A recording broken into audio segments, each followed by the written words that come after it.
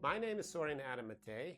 I'm a professor of communication at Purdue University, and I would like to tell you a story which will explain why I created the data and science storytelling program and how it will benefit you. Once upon a time, there was a king and a queen with no children. They never wished anything more in the world than an heir to continue their name. Yet, in spite of the many love potions the king and the queen took, and in spite of all their prayers for a child, they remained barren. One day, a poor woman stopped by the main gate. It was a custom in the kingdom for barren wives to give a poor woman a coin to bless their bellies to bear a child. Not much longer after that, the queen and her retinue appeared heading for a stroll in a nearby garden. She smiled at the old wife and she looked in her purse. The queen was of the careful, some would even say miserly kind, when it came to household finances. She picked the smallest, most worn-out copper penny and tossed it at the woman. "Come hither, woman, and bless my belly so that I bear my king a child and make him merry." The woman saw the copper coin rolling at her feet. Well, let us stop here. What I just told you sounds, feels, and looks like a story. There are characters that you can identify with, a family trying to have children, and a less fortunate member of society always attracts sympathy. There's always a bit of drama. The queen does what she is expected to, but not quite. She does something unbefitting someone who expects a great benefit from a less fortunate human being.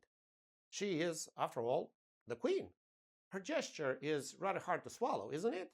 Now, what did you expect the old woman to do?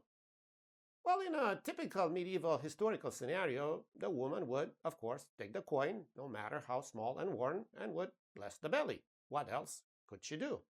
Well, but if she did what is expected of her, this would not be a story. This would be a mere historical fact. It would be a narrative, but not a story. What is a story then, you might ask? Well, in my view, and by the logic of this entire course, a story is a narrative that teaches you something. However, teaching is done not by relating mere facts or by confirming beliefs that you already had. Teaching by storytelling happens when your assumptions are violated and a new explanation is proposed for what you already knew. In this case, let us say that the old woman covers her face with her robe and curses the queen and her penny pinching to conceive but not be able to deliver until she performs 3 tasks. Or that she will not be able to conceive until, well, I leave it to your imagination. The more extravagant the twist, the greater the gap between past expectations and future events, and the more likely the story will be dramatic and the easier for you to remember it. However, this course is not about storytelling pure and simple. It is about storytelling with data. Now, how do you tell stories with data? First of all, by using surprise in the same way as I just described.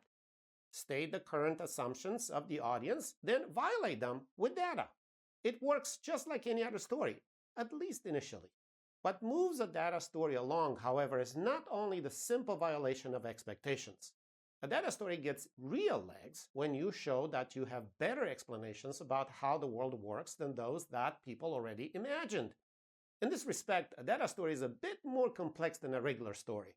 Or it is on a par with very good mystery novels or movies, where after one expected climax comes a second, even better one.